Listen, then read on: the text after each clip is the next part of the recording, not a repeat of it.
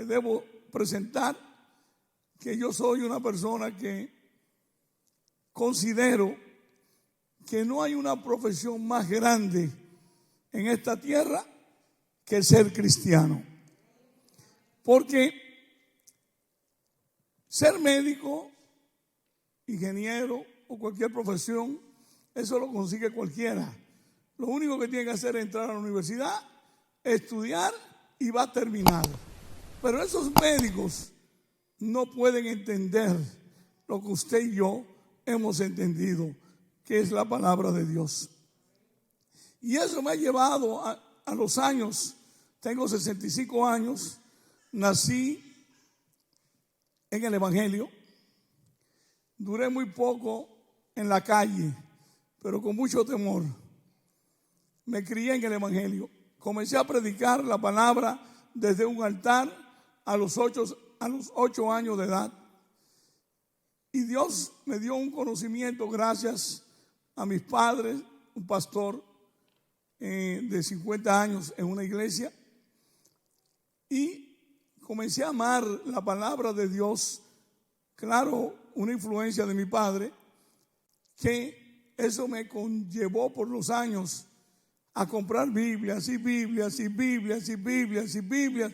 Tantas Biblias que hoy en día tengo un promedio de 60 Biblias diferentes para diferentes estudios.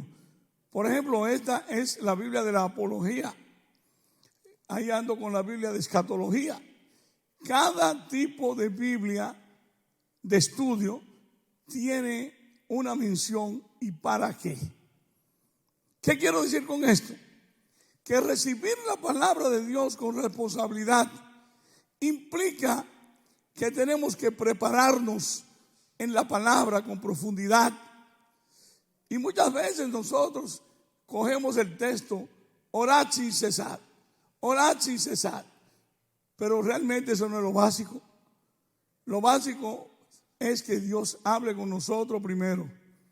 Lo básico es estudiar la palabra para aprender cómo vamos a orar a Dios. Y he sentido en mi corazón, porque de esto estoy haciendo un libro, de esos versículos, porque tiene un poder tan grande que una noche sería imposible desarrollarlo. Pero es que la palabra de Dios de por sí lo encontramos en su propia defensa. Por ejemplo, en el Salmo 19, que habla que los mandamientos de Jehová.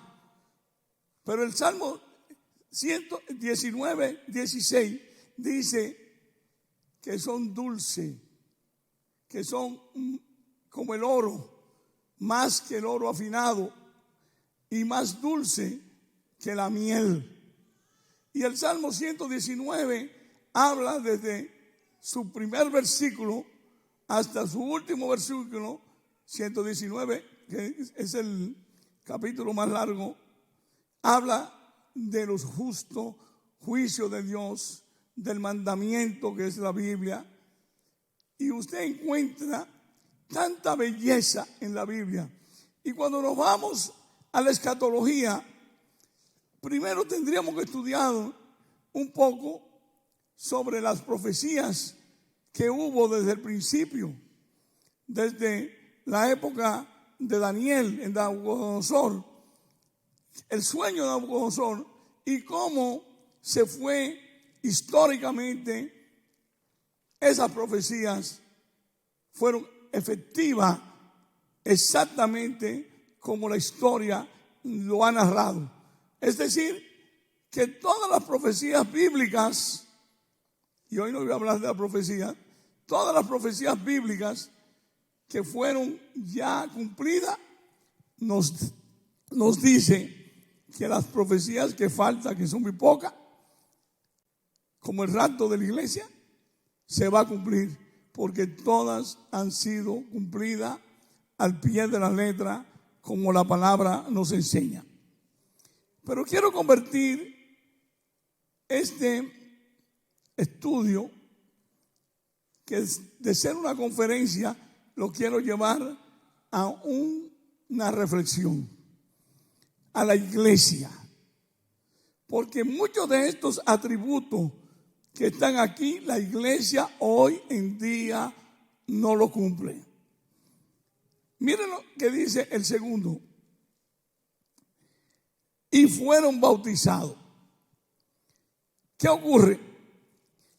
Que cuando usted comienza a estudiar la palabra de Dios sin haber sido bautizado, le entra en su corazón un deseo enorme de ser bautizado. Eso le pasó al eunuco.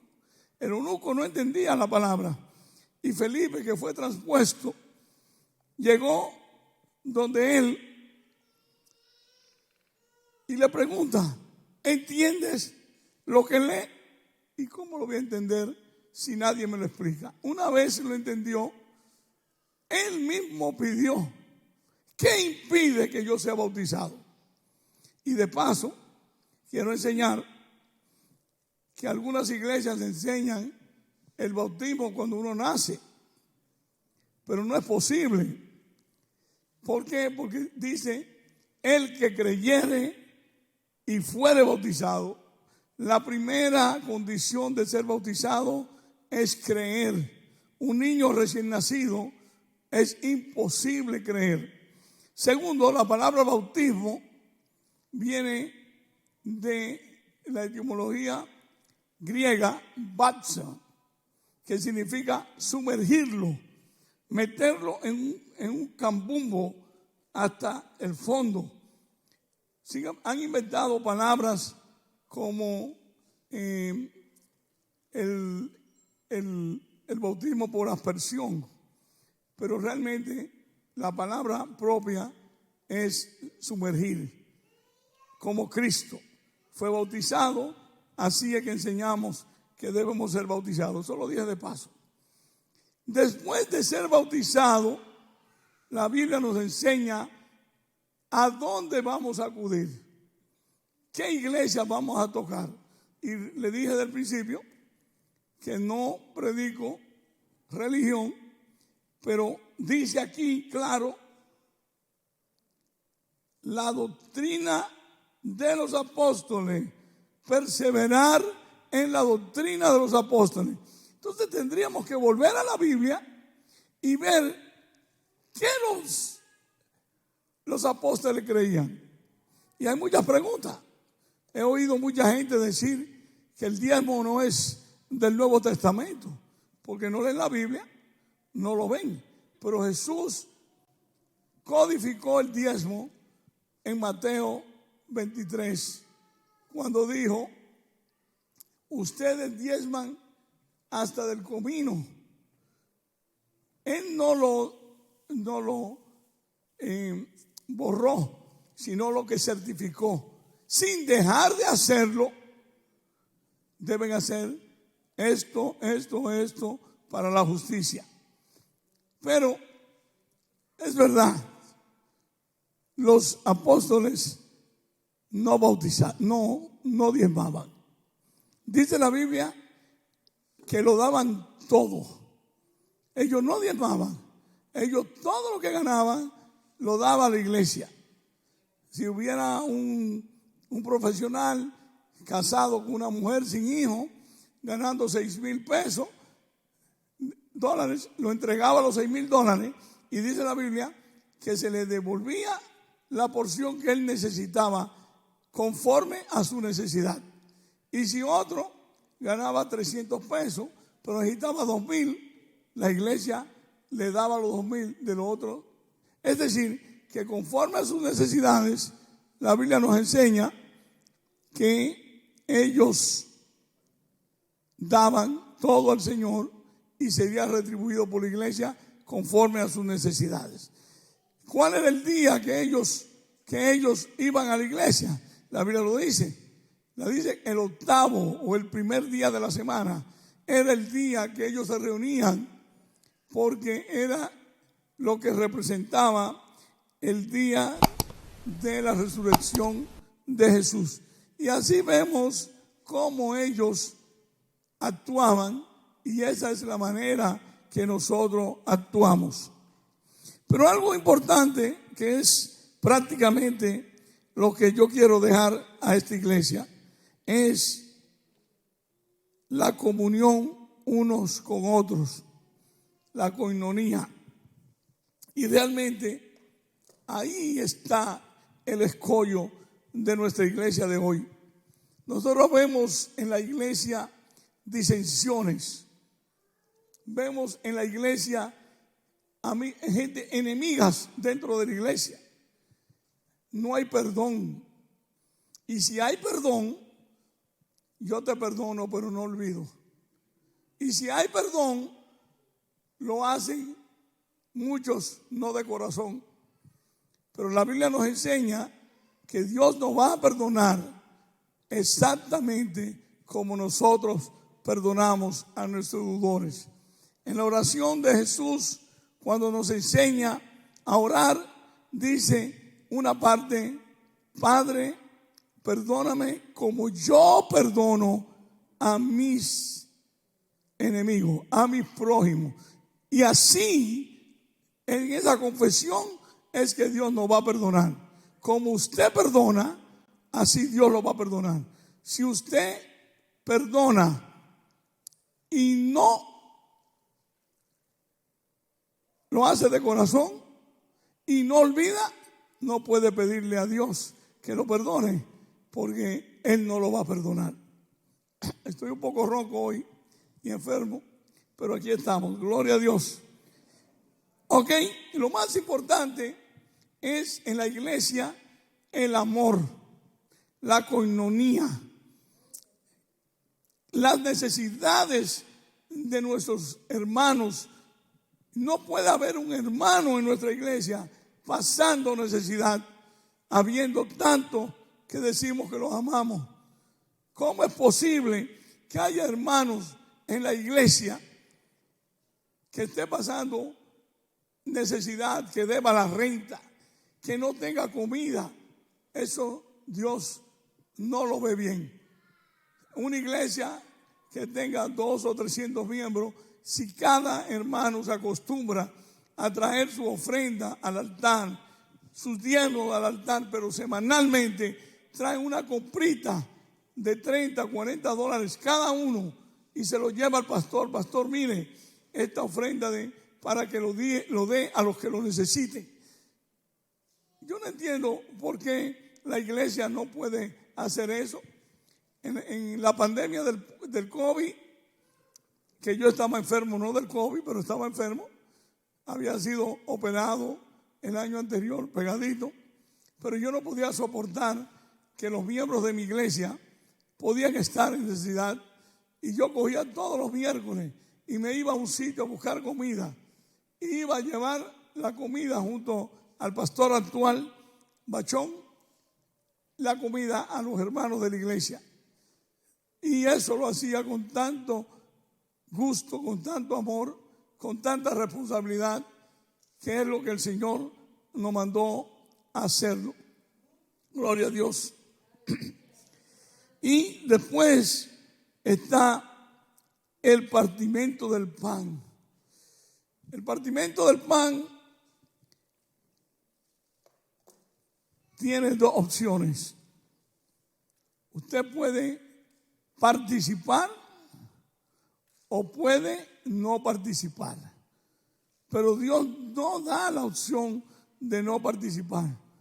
Es sí o sí, porque el que no participa de la cena del Señor muy difícilmente pueda participar de la cena de las bodas del Cordero, porque la cena del Señor es el recuerdo de la muerte de Jesús y también anunciando su venida. Una vez usted haya tomado esos 6 primeros pasos en consideración, entonces tiene libertad para orar. ¿Por qué digo esto? Y orar sin cesar durante el día, mantenerte en comunión con Dios. Pero si uno de esos pasitos usted no lo vive, no ore, porque Dios no escucha esa oración. No es fácil orar. El orar a Dios es como un teléfono especial que tiene un cristiano y debe estar en conexión con Dios. Pero si usted no cumple esos pasos del amor, de la perseverancia, de la lectura bíblica, del estudio de la palabra, ¿cómo usted piensa que Dios escucha la oración? Claro, hay oraciones de emergencia. ¿Cuál es una oración de emergencia? De un impío, que para mí un impío es un cristiano que no vive la palabra, o un inconverso, o un ateo que en un momento dado de su vida se ve al borde de un accidente y grita: Dios mío, sálvame. Y en la mente de Dios está, en su misericordia, escuchar esa oración. Pero de un cristiano no escucha la oración si no cumple esos requisitos. Así que una vida salva tiene que tener 7 pasos. Aunque somos salvos por Jesús, nuestra salvación garantizada por Jesús, pero no es que está garantizada así por así. Es si Él toma control de mi vida, si Él entra a mi vida. Si yo digo que Jesús es el Señor de mi vida, lo recibo en mi corazón y lo confieso con mi boca, voy a ser salvo, porque va a entrar Jesús y va a controlar mi vida. Y toda mi vida va a vivir conforme a ese amor que yo siento por la muerte de Jesús en la cruz. Es decir, que para yo ser salvo no tengo que hacer esfuerzo, sino que Él viva en mí. Pero eso ha traído mucha confusión en la iglesia. La iglesia cree que puedo vivir en el mundo, vivir como me dé mi gana, y soy salvo porque Él murió por mí. No, Él no murió por todos. Él tiene acepción de personas. Y se lo voy a decir bíblicamente. Dice: porque de tal manera amó Dios al mundo. ¿A quién amó? Al mundo. Que ha dado a su Hijo unigénito para que el mundo sea salvo. Así no dice. Dice: para que todo aquel que en Él cree. Entonces hay una sección: los que creen. Y creer no es creer porque yo creo en Él. Creer significa que yo lo acepto, que Él va a ser mi vida. Él va a tener control de mi vida. Él va a tener control de mi ser. Él va a tener control de mi casa. Y yo voy a amarlo. Lo voy a amar tanto que voy para la iglesia. Yo creo en el servicio virtual maravilloso. El servicio virtual es algo muy bonito para atraer almas del mundo, pero no la iglesia. La iglesia tuvo su momento de ver sus cultos por Facebook y por todos esos ingredientes del internet. Pero el Señor nos manda a la iglesia, donde debemos estar juntos en armonía para recibir salvación y vida eterna. Si buscamos Crónica, más o menos por los capítulos 10, cuando Él manda hacer el templo, que da la manera de cómo hacer el templo, Él dice: yo quiero holocausto, para un templo para hacer holocausto. En el 10, versículo 10, dice: y quiero que mi pueblo ore y me sirva en el sitio del holocausto. Es bonito, usted tiene que orar en su casa, eso es bonito. Usted tiene que buscar la palabra en su casa, eso es bonito.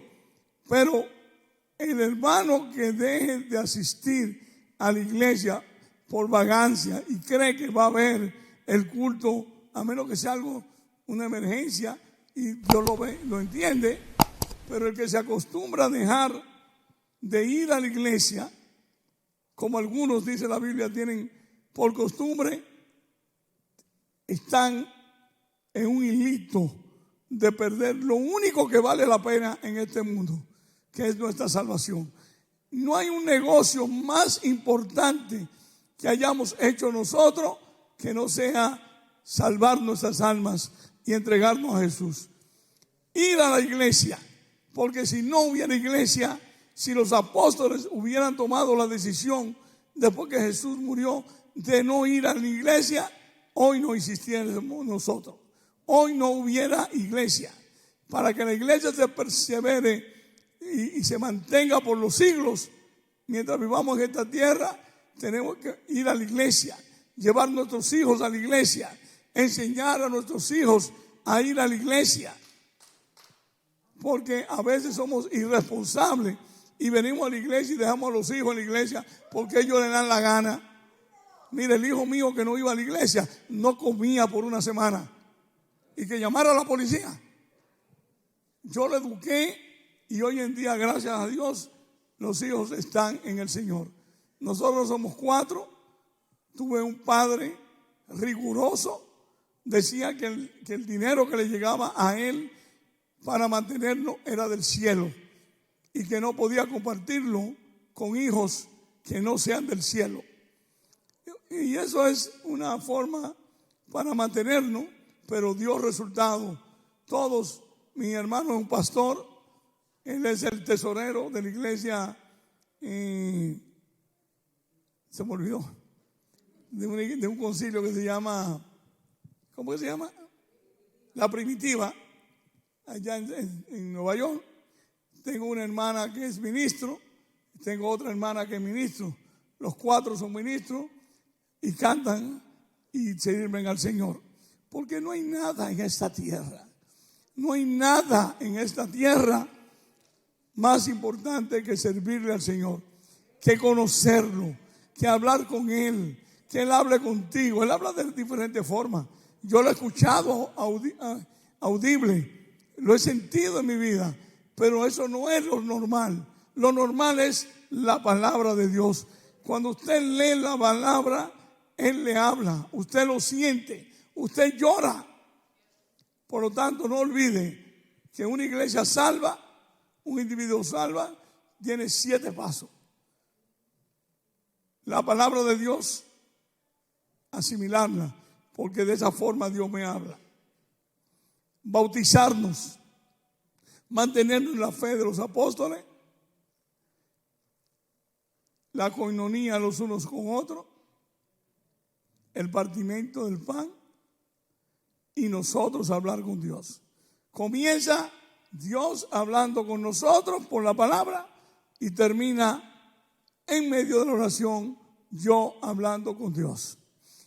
Hay varias, y ya termino, hay varias. Yo tengo la costumbre de vez en cuando, no siempre, pero es una costumbre en los momentos más difíciles de mi vida. A mí me da vergüenza pedirle a Dios. A Él le gusta que le pidan, pero a mí me da vergüenza, porque Él me ha dado tanto que cuando yo comienzo a analizarlo, me da vergüenza pedirle. Me lo ha dado todo. Me ha dado salud. Me ha preservado como ustedes del COVID, que no todos podemos hablar así. No ha preservado como ustedes. Estamos vivos por la gracia de Dios. Pero cuando tengo un problemita que quiero hablar con Él un poquito más cerca, yo cojo un silloncito que hay en mi casa, en donde yo me siento en la cama, pongo el silloncito y lo preparo porque yo quiero que Jesús se siente a escucharme. Gloria a Dios. Y déjeme decirle algo. Hay una manera de que Él venga. Antes de yo hablar con Él, yo comienzo a adorarlo.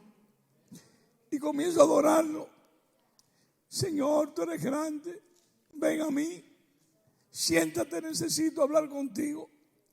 Te necesito, Señor. Y comienzo a alabarlo y a glorificarlo. Y mientras lo estoy glorificando, el cuarto se inunda de su gloria. Y ya yo sé que Él está ahí. Él siempre está. Yo quiero aclarar eso. Lo que pasa es que hay dos maneras que Él está con nosotros. Él prometió que donde haya dos o tres, ahí Él está. Él está ahora aquí. ¿Por qué lo prometió? Aunque yo lo sienta o no lo sienta. Por nosotros los pentecostales, dame una servilleta por favor. Nosotros los pentecostales tenemos que sentir ese fuego para saber que Él está aquí. Eso no es verdad. Yo no tengo que sentir nada para saber que Él está ahí conmigo. Tengo confianza que Él está ahí. Pero hay una manifestación del Espíritu Santo que tú sí sientes la presencia. A esa presencia yo le he puesto un tema, un número. Le llamo la presencia afirmativa, porque Él está, pero me está afirmando a mi carne, a mi cuerpo. Como decía el rey David en un momento que hizo una llamada telefónica al cielo: Señor, quiero darte una noticia. No sé si lo dije aquí la otra vez, pero me gusta mucho eso. ¿Qué pasa, mi hijo? Señor, mi espíritu, como dice Pablo, te alaba.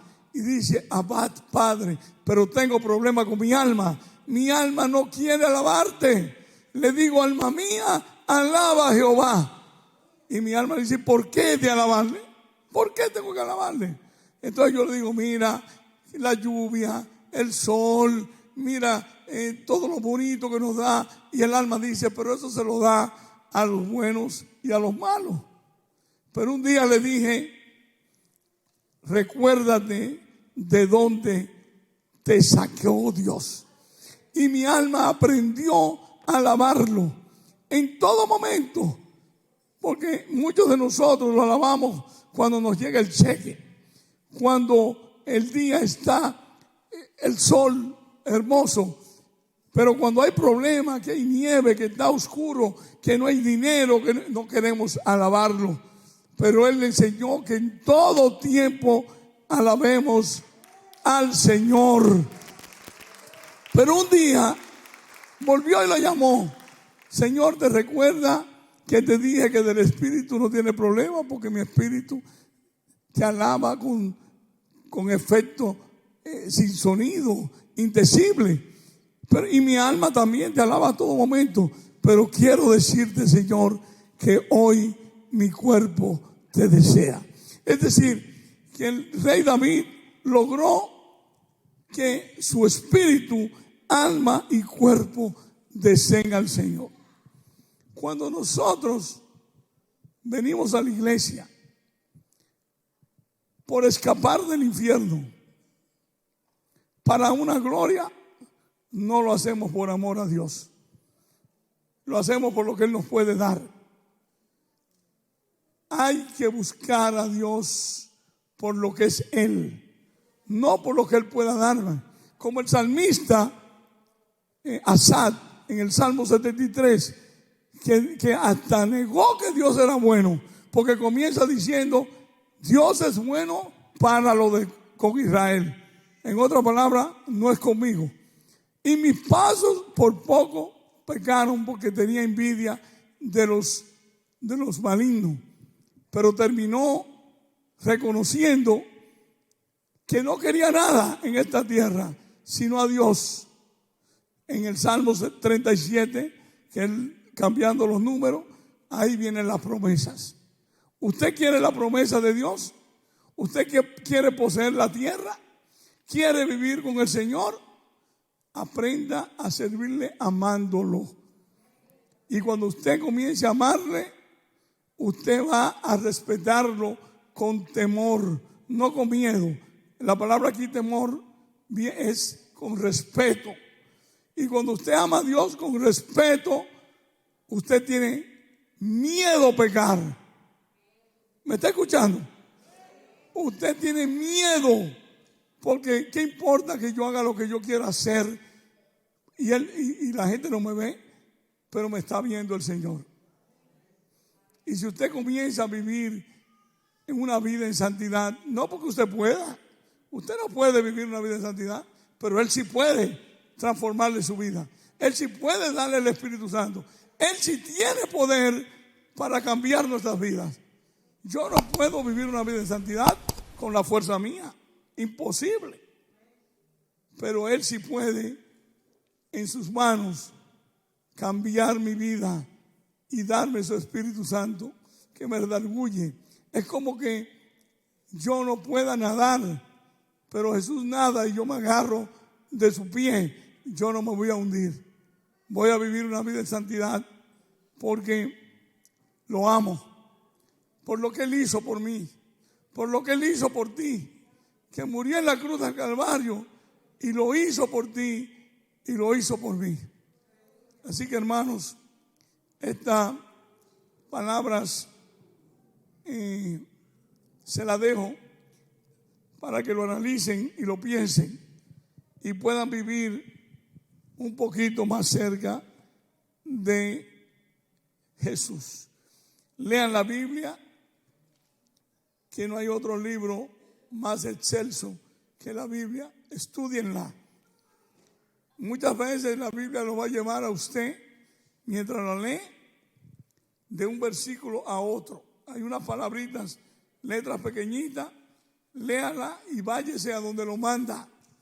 A veces yo leyendo la Biblia duro 4, 5, 6 horas recorriendo la Biblia porque me manda este versículo, me manda a Génesis, y este de Génesis me manda al Apocalipsis, el mismo tema, y me da un conocimiento y salgo llorando porque la presencia de Dios se manifiesta y siento que Él me habla. Haga lo mismo, manténgase en el Señor, ámese, perdone a su hermano. Si usted tiene algo contra algún hermano, vaya donde Él y pídale perdón. Si un hermano lo ofendió a usted, vaya usted donde el que lo ofendió y pídale perdón. No espere que le pida perdón. Él lo va a perdonar. Él le va a pedir perdón cuando usted le pida perdón. Y así podemos hacer una iglesia como Él quiere, con el tema de mi iglesia, a la manera de Dios. Que Dios le bendiga, varones.